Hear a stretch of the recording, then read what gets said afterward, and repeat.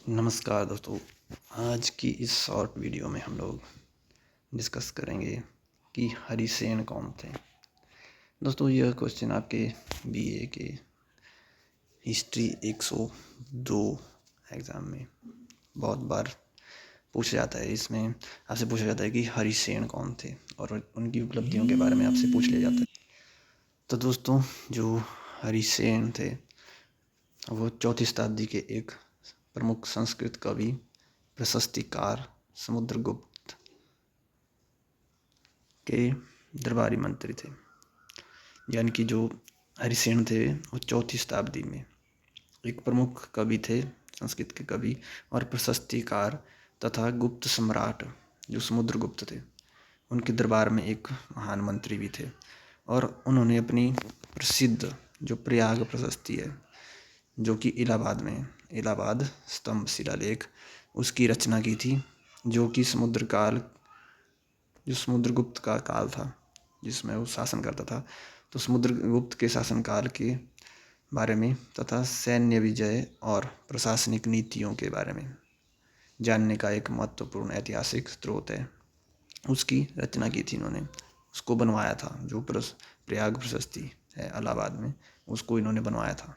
और अब बात कर लेते हैं इनके योगदानों के बारे में।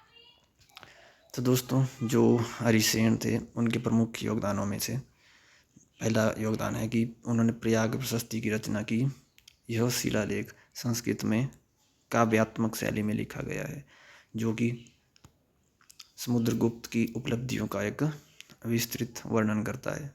और नंबर 2 पर है दोस्तों, समुद्रगुप्त के दरबारी कवि।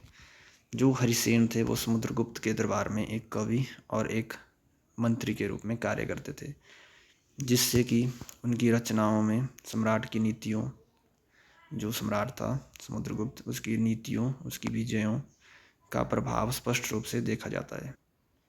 और इसके बाद दोस्तों, इसका ऐतिहासिक महत्व।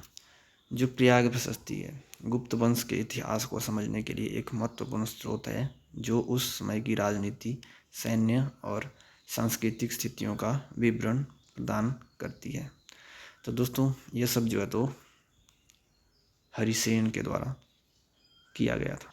और जो हमारे हरिसेन हैं वो एक 4वीं शताब्दी के प्रमुख संस्कृत के कवि और प्रशस्तिकार तथा गुप्त सम्राट समुद्रगुप्त के दरबार में राजमंत्री थे, एक प्रसिद्ध मंत्री थे। ठीक है दोस्तों, ये था उनके बारे में एक छोटा सा विवरण।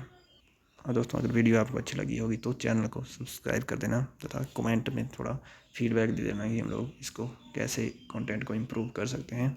आपका फीडबैक हमारे लिए बहुत ज़्यादा मायने रखता है दोस्तों। धन्यवाद।